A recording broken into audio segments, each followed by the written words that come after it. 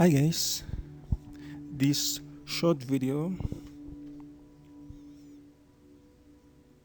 is all about witchcraft and sorcery, the comparison between the power of good and the power of evil.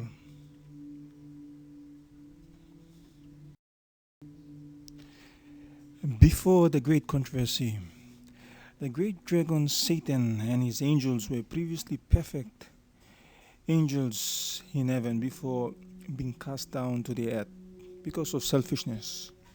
So prior to the great controversy, Satan, the devil, was known as Lucifer, and Lucifer was actually a cherubim, the highest ranked angel in heaven.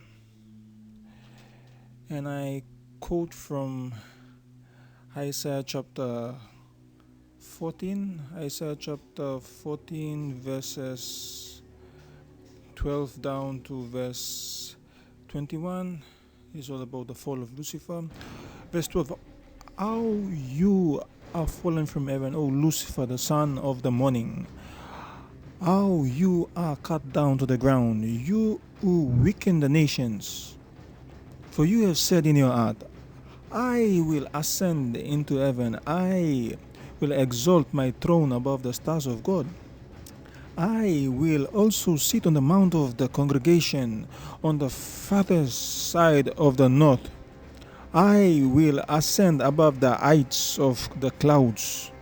I will be like the Most High. Yet you shall be brought down to the shallow, to the lowest depths of the pit.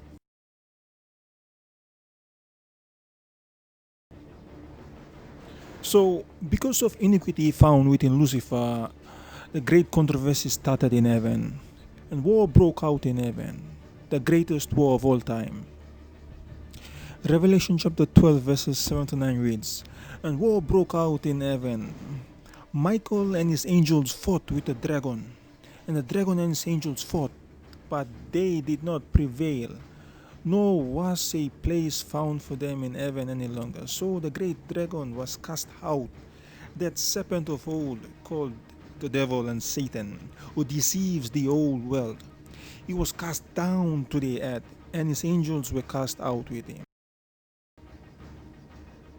So as a result of iniquity within Lucifer, and Lucifer persuading all the perfect angels in heaven, which led to 1/3 of the unknown total populations of the angels in heaven believing in Lucifer, were cast down to the earth along with Lucifer, who is now known as Satan.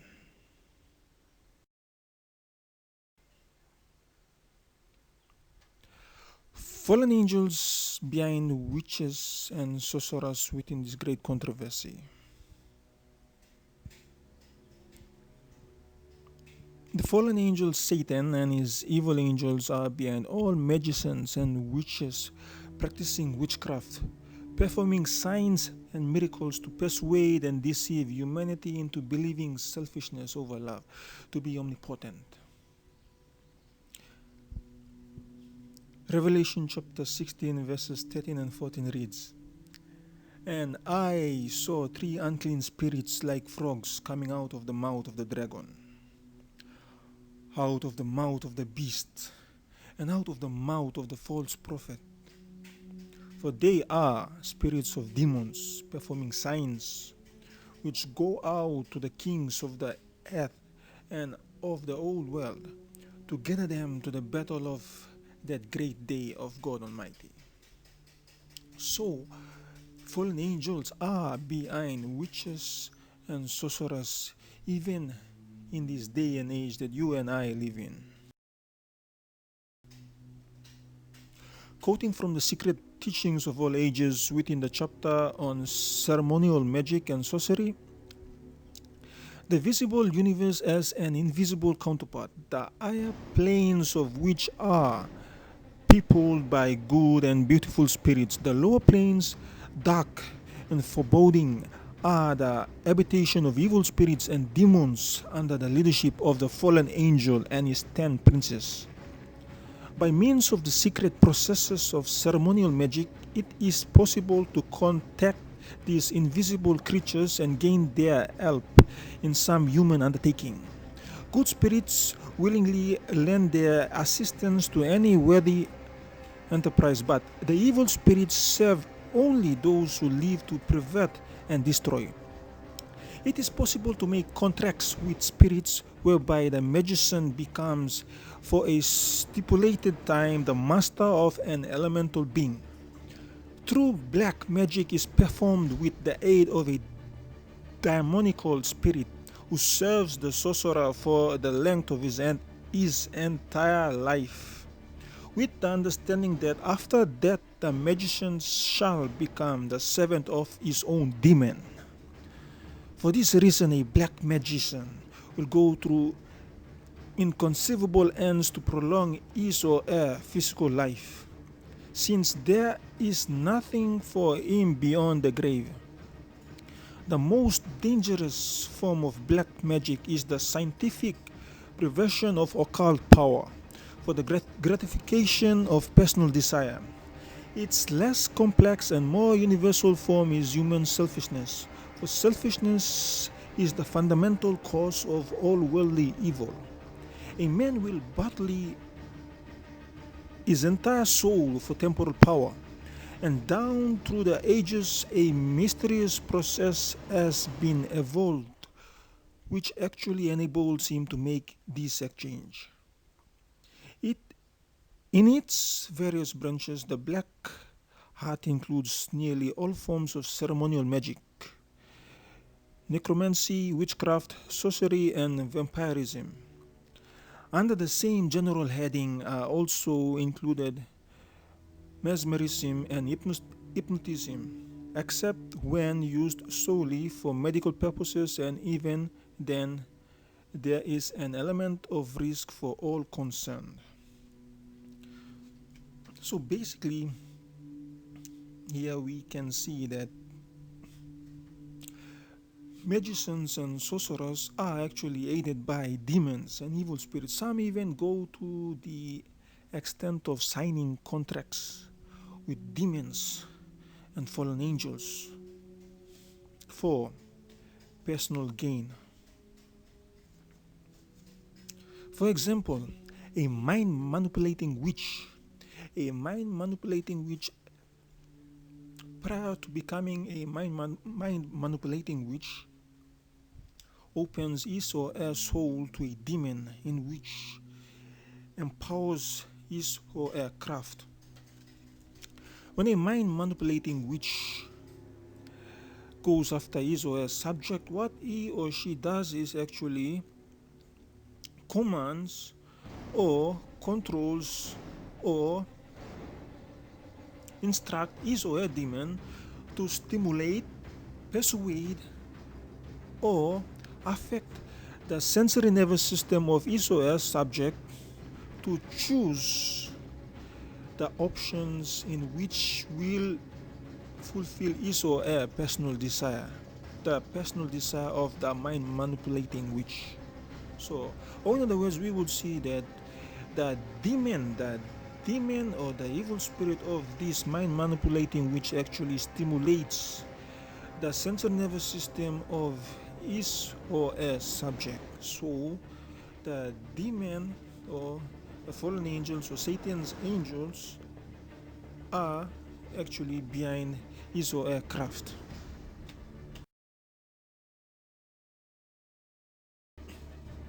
On the other hand, God is omnipotent. God, who is love in 1 John 4 verse 8, is omnipotent. The power of God is more powerful than any created entity within this entire universe. Matthew chapter 28 verse 18 reads, "And Jesus came and spoke to them, saying, All authority has been given to me in heaven and on earth." Few good examples of Jesus Christ's authority on display would be in his entire life here on earth. And I repeat, just to emphasize, verse 18 of Matthew chapter 28, "And Jesus came and spoke to them, saying, All authority has been given to me in heaven and on earth." All. He did not say some or 50% or 80% authority or power in some Bible translation or 90% authority or power. He actually stated very clearly that all authority has been given to Jesus Christ in heaven. And when I say heaven, you just imagine all the countless number of entities or beings in heaven, in the second heaven and in the first heaven where God, the throne of God, is. The total unknown total populations of the angels in heaven, and the 2/3 of these unknown total populations of the angels in heaven, which are still loyal to God, and the 4 living creatures that surround the throne room of God, and all the unfallen worlds all around us, they are all actually under the authority of Christ. And all authority has been given to me in heaven, pause, and on earth. Earth, you just imagine everything here present on this planet Earth, all the vegetation, the sky, the clouds, the sea, all the animals, even you and I, even demons present in this planet Earth are actually under the authority of Christ. And few good examples of Jesus' authority on display would be in his entire life here on earth. So one good example would be about a man possessed with legions of demons kneel at the foot of Jesus.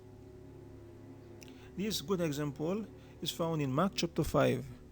The very first thing the man possessed with legions of demons did when Jesus Christ first set foot on the shore was kneeling at the feet of Jesus and begging him not to cast them out of the man but to send them into the swines. So that's how powerful or how Jesus has authorities over all those demons and evil spirits that are behind witches and demon magicians like Dynamo and Chris Angels and so forth.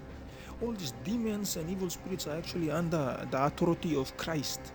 We see very clearly in Mark chapter 5, as soon as Christ set foot on the shore, that man possessed by legions of demons, legions of demons, the very first thing that man possessed by legions of demons did, all these demons within him led him to kneel before the foot of Jesus Christ. So that's how powerful Christ is and how Christ has authority of everything here in this planet Earth. Even the demons and evil spirit here in this earth are actually under the authority of Christ.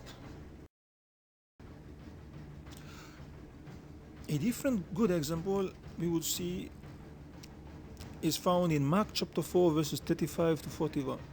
Verses 35 to 41 of how the winds and the waves obeyed Jesus Christ. Another good example can be found, yes, in Mark chapter 4 verse 35 to 41, where the winds and the waves obeyed Jesus Christ, their creator. The word in John chapter 1 verses 1 to 4, who created everything that was created in the beginning in Genesis chapter 1 verse 1. So the winds and the waves heard the voice of their creator and obeyed the voice of their creator, the word in John chapter 1 verses 1 to 4, who created everything that was created in the beginning in Genesis chapter 1 verse 1. And I quote from Genesis chapter 1 verse 1, in the beginning God created the heavens and the earth. So even the seas and the waters and the winds obey or are under the authority of Jesus Christ. This is the God that you and I are worshiping. This is the God that you and I worship. Jesus Christ, the omnipotent, the omniscient and omnipresent God who is love in 1 John 4 verse 8. His character and his principality. In conclusion, it's supposed to be the other way around. We're supposed to fear the omnipotent, omniscient, omnipresent, everlasting and creator God who is love in 1 John 4 verse 8 more than any witch, sorcerer or demonic magician like Dynamo, aided by some created entity or evil spirits who are actually under the authority of Christ. Our God, Jesus Christ, is more powerful, all knowing, and even the creator of all these fallen angels and demons and evil spirit and everything in this entire universe.